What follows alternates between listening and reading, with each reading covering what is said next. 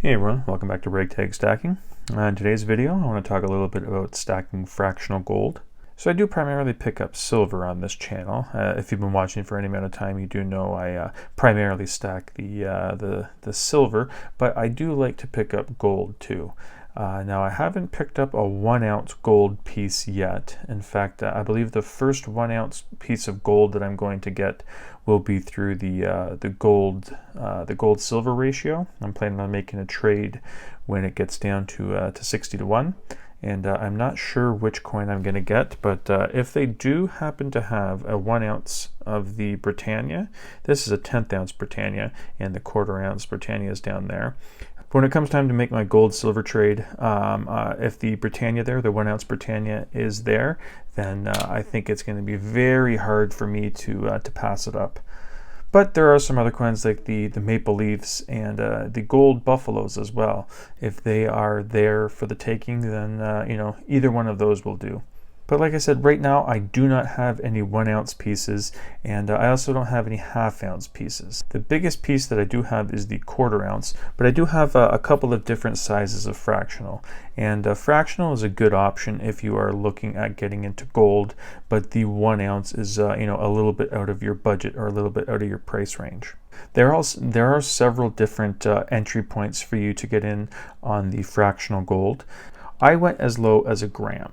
I'm not going to be picking up any more grams. I believe that the lowest that I'm willing to go now would be the 10th ounce size, but the gram size is an option, and there are sizes that are smaller than the gram as well. They have ones where it's 1/2 gram. They have ones where it's 1/100th of an ounce. So they do have fractional even smaller than the gram. Yeah, like I said, the gram, I don't believe I'll be picking up any more grams. I picked up one of these Dos Pesos, and it's in a very poorly fitted capsule.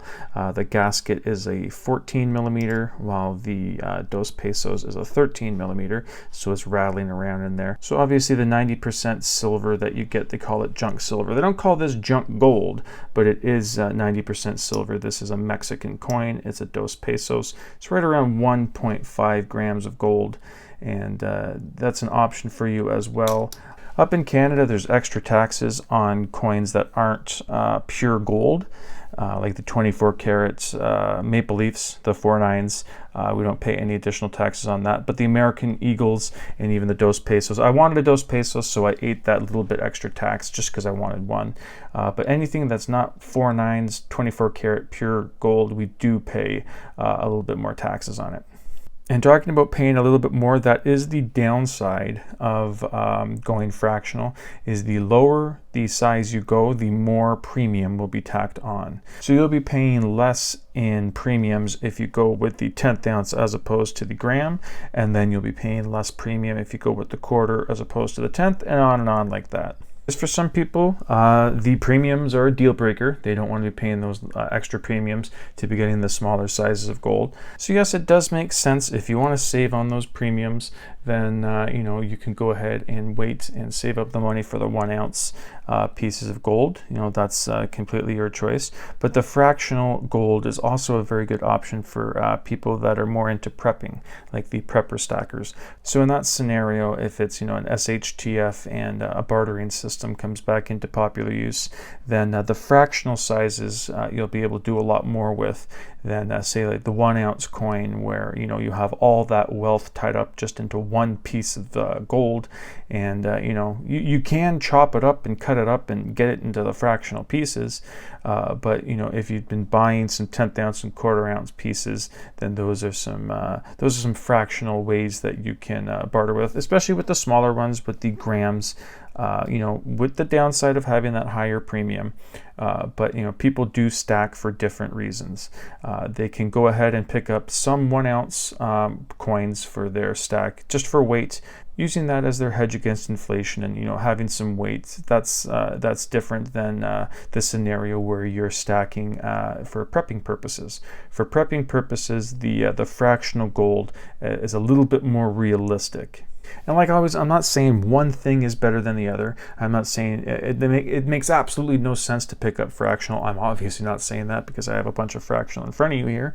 But some people would like to just stick with the 1 ounce because they want to save that premium and they're not thinking prepping at all. They're not a prepper stacker. They don't have that mindset.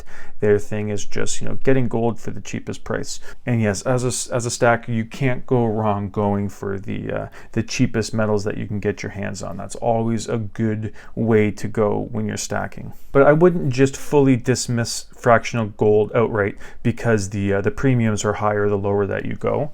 So yes, I wouldn't just out and out dismiss fractional gold stacking because of those extra premiums. Obviously that's a negative towards it, but there are a bunch of positives and pros towards it.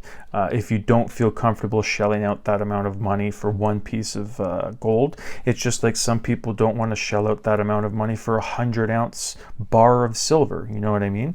There are some limits to what you want to get, and for some people the 1 ounce just isn't realistic for their stack. They're comfortable paying that little extra premium for the fractional size that they're comfortable picking up. And for me, I'm in both camps. I live up in Canada. We have some pretty brutal winters sometimes, so by default, I guess you could say I do have some prepping tendencies. I always have some extra gas, some extra cash, just some food in the winters for stuff like that, because it can get pretty brutal, and some ice storms and snowstorms have knocked out power for weeks at a time. So it's not every year, but we do get it bad. So that's the type of prepping that I have. I'm not considering like the SHTF situations right now and looking at what I'm going to do when the bartering system comes back. I'm not that into the prepping yet, and I just don't have the room to actually prep food and stuff like that. I just don't have the storage to fully commit to the getting into prepping. But once I get a little bit more room, I might start veering a little bit more towards, prepper stacking and getting ready just in case anything happens. In your mind, you're using it for different purposes and it's serving a different purpose, but it's still silver and gold. So, you can't go wrong with that. Yeah, let me know in the comments what you think. If fractional just isn't your scene, you don't like those premiums on top of it, and you just like those nice 1 ounce coins, let me know. And also, if you're like me and you just have fractional right now, you have nothing against the 1 ounce, you'll pick up some 1 ounces, but right now all you can afford is the fractional. Let me know. And yeah, the GSR is getting pretty close. It's still moving around and things like that. I've been watching it closely, and once it finally gets down to that mark that I want it to get to, then I will be making a video showing my first 1 ounce gold coin. But again, not sure when that's going to be, but stay tuned. Hopefully it'll be soon. Okay, I've rambled on long enough. Thank you so much for watching, and I hope you come back for the next one. Thank you.